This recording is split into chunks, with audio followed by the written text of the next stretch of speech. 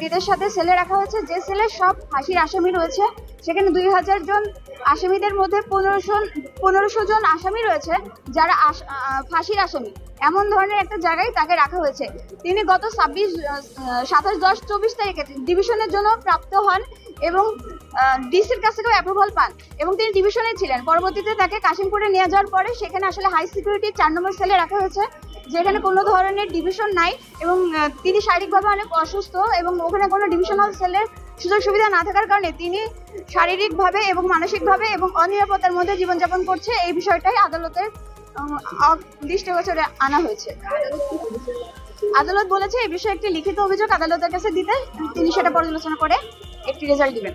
আসলে ওখানে সাজাপ্রাপ্ত ফাঁসির আসামি যেহেতু রয়েছে, প্রত্যেকটা ফাঁসির আসামি আসলে তাদের ব্যাকগ্রাউন্ড অনেক ভয়ঙ্কর থাকে এবং অনেকে আছে এর মধ্যে জঙ্গি, এবং এই ধরনের জঙ্গিদের সাথে তাদেরকে যেহেতু এক জায়গায় রাখা হয়েছে তারা অনিরাপত্তায় ভুগছে।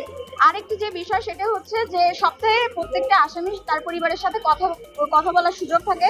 এখানে তাদের মানবাধিকার লঙ্ঘন করা হচ্ছে, তাদেরকে তাদের পরিবারের কারোর সাথে কথা বলার সুযোগ দেওয়া হচ্ছে না, তাদেরকে ফোনে যে যোগাযোগের ব্যবস্থা সেটাকে কাট করে দেওয়া হয়েছে। যে আমরা আজকে এই বিষয়টা বিজ্ঞ আদালতে জানিয়েছি মৌখিকভাবে, এর পরবর্তীতে যদি রেজাল্ট না আসে আমরা অবশ্যই লিখিতভাবে জানাবো। এবং ডিভিশনের যে বিষয়টা সেটা আমরা গতকাল বিজ্ঞ আদালতে শুনানি করেছি একটি মামলাতে, এবং সেখানে বিজ্ঞ আদালত আমাদের পক্ষে মঞ্জুর করেছেন। এখনো অবশ্যই যদিও এক্সিকিউশন হয় নাই, এক্সিকিউশন হলে আমরা বুঝতে পারবো যে আসলে কতটা ফলপ্রসূ হয়েছে।